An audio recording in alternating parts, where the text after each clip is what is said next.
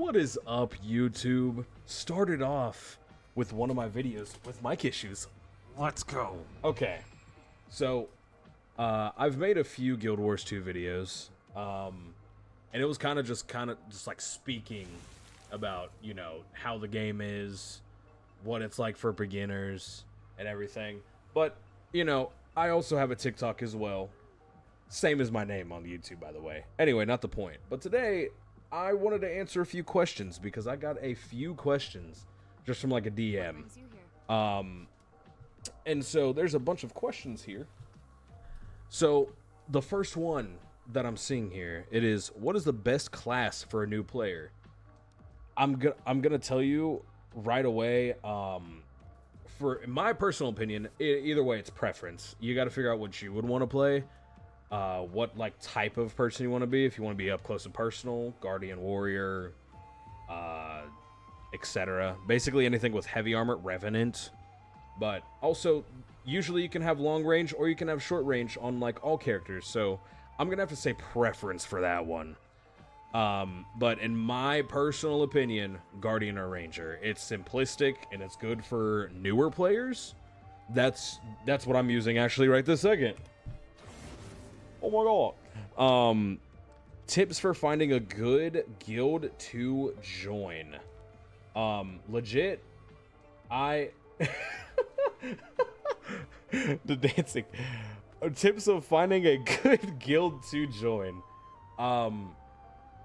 Honestly, map chat usually has a bunch of people talking all the time. Not on this, I'm on 1,000 Cs, but lots of people are like, oh, what guild should I join? Blah, blah, blah. If you were to go into map chat, which you can click right here, not a whisper, and you go to map, you just type in, yo, anybody got a certain guild for PvP, World vs. World, etc.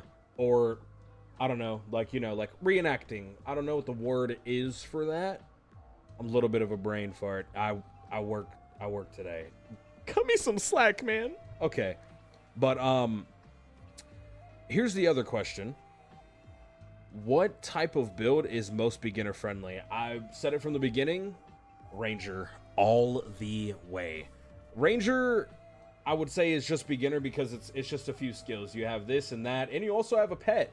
So you have help throughout the whole entire adventure of whatever you want to do. Like, dude, there are, if I'm not mistaken, there is 60 pets for a ranger, which all help you throughout battle. So honestly, I'm gonna have to go with the most simplistic is ranger. Another question: what map is the easiest for a beginner to complete? Home maps. Right away. There's there's Radasum. There's Divinity's Reach, and there's a bunch of other maps that are basically home maps. All it has is waypoints, points of interest, and vistas that you can do. Boom, whole map completed. I'd say that is quite possibly the easiest. What are ways you can get gold? Guys, I cannot stress this enough. Gather your materials. You can make gold off of purely from wood. You can make gold off of certain events. There are extreme rare drops in the game of Guild Wars. Extremely rare drops that, you know, go for like 1,000, 2,000, 3,000, sometimes higher than that. There is always a way to make gold in this game. It depends on the process that you want. If you want it fast, slow, pause. But there's always a process. And for beginner friendly, I'm 100% going to say gather your materials. Probably one of the best ways, especially if you're starting out. Gather the materials, do what you got to do. Just play the game, you're going to make gold, swear. And once you hit level 80, there's fractals, World vs. World. You earn gold from that as well. So worth. We will put that in another video, actually, because I do want to make a video of fractals and everything. And I can do a how to make gold guide, because it's so easy, guys. We'll do that in a video. What are homesteads used for? / do you have to run a homestead? So I'm actually going to show you guys real quick. That is not the button I needed to press there. So here's my conjured doorway. So this is from the expansion of the Janthea Wilds. You actually get a homestead. All of this stuff, mine is empty because I'm a slacker. I don't do anything with my homestead. I know, guys, I suck. I get it, okay? You can decorate all of this. All of this. Whatever you see on your screen right now, land-wise, you can decorate. But you must craft it with... What did you say? Materials. You gotta get your materials. And, you gotta get your materials. This is the garden right here. This is another garden that you can have. These are your chests that you gather around the world. This, you can actually get a charged quartz crystal. If you have 25 of them, which is actually gold. I only have a little bit in my homestead, but all of this, you can decorate. And for the question of, do you have to run a homestead? You can decorate it.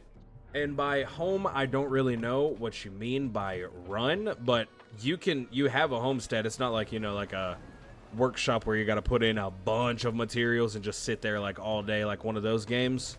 You literally, you make it, you put it on the ground, and you have it forever. Let's do it. Let's do another one here. Hold on, let me get off my sky scale. All right, back to a video. So let me see what this next question is. It says, what do your pets do / how do you get them? This is a lot of a ranger question. Okay, I like this. Ranger, there will be a lot of juvenile animals on the map. And if you go down here, actually, and you go /wiki, and you do ranger, we'll do ranger pets. It'll tell you everything. So there is actually a whole list.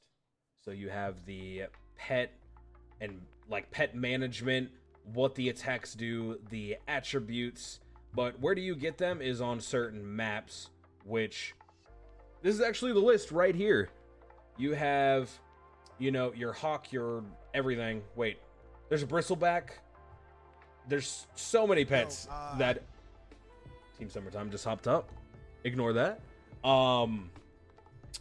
But you can literally go to different maps, and if you see a juvenile pet, you can go for that. There is World vs. World that you can get a good bit of your pets without dying, if you're lucky.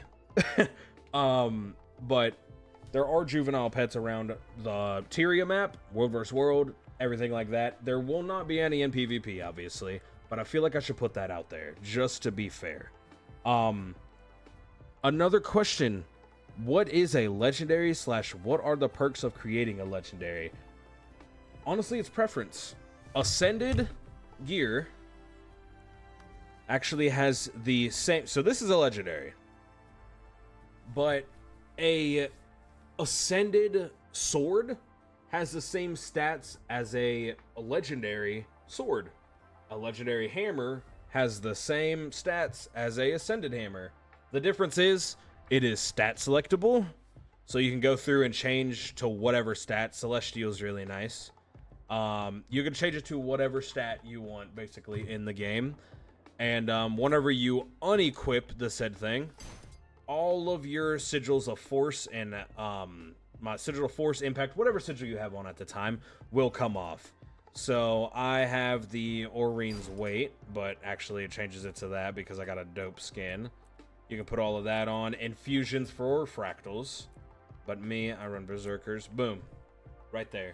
You have all of your stuff back. And usually, if you do end up putting a sigil on an exotic, if I unequip this, your sigils are going to stay on that. And the only way for you to take it off, we're going to do another pause for that, actually. You actually use the upgrade extractors. Unless... it is a infusion, but you can't really put that on an exotic. You put that on ascended. If it is an infusion, you can actually get the infusion extractors from the fractals of the mist. So put my hammer back on. So that's honestly a very good question, but it is preference. You could just stick with Ascended and be fully Ascended and still be awesome. You could be fully Exotic and still be awesome.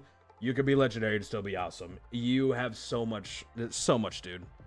Does it take a different process to create different legendaries, or is it a similar process no matter which one you make? So, for most of them, it can be a same process for a good bit of them, but there's some catches. So a few legendaries, actually, you need the gift of, I think it's exploration, and you need full map completion for it. If you're doing the one that I have on right now, actually, which is like the Orine's weapons, you don't really need gift of exploration for that, but it is a different process, and that would be for the Cantha areas. Like, you'd go to Saitung and a bunch of stuff. You have to be level 80 for that to be able to obtain the legendary, but it is a different process, and there's also Hope and a few other guns, which personally I've never made, so I can't really say the certain process and what it is or not, but it is a different process, yes. Why is completing story worth it? Completing story, guys. So, completing story. First of all, these are all the stories that you have. This is your personal Living World Season 1, 3, and 4, Heart of Thorns, Path of Fire. Every single thing that you do, you will get loot, materials, and possible other things for side quests to get Ascended gear. Specifically, Heart of Thorns, you could get Calibog, which I think that's what it's called. Usually, I just call it Salad Bowl, whatever. But it's literally green all over the place. But there is side quests that you can do whenever you do story. Again, materials, you could get gear that's level 80, a bunch of stuff. Some of these stories you must be level 80 to do. Your personal story is like basically for beginner friendly, so 10, 20, 30, 40. As you level up, you will do that personal story, and once you get, you know, other DLCs and expansions and stuff like that, you get different gear, you get new things. Even sometimes you get classes for certain expansions as well. I'm not very certain, but I'm pretty sure you can't get Revenant unless you do like a Heart of Thorns, get that Heart of Thorns expansion, and then you unlock Revenant. It's a lot, guys. But that's really why story is so worth, dude. You get so much gear and materials just from legit just doing story and playing through all of it. And it's a wonderful story as well. I'm telling you, you guys will be on that hooked for hours. It's amazing.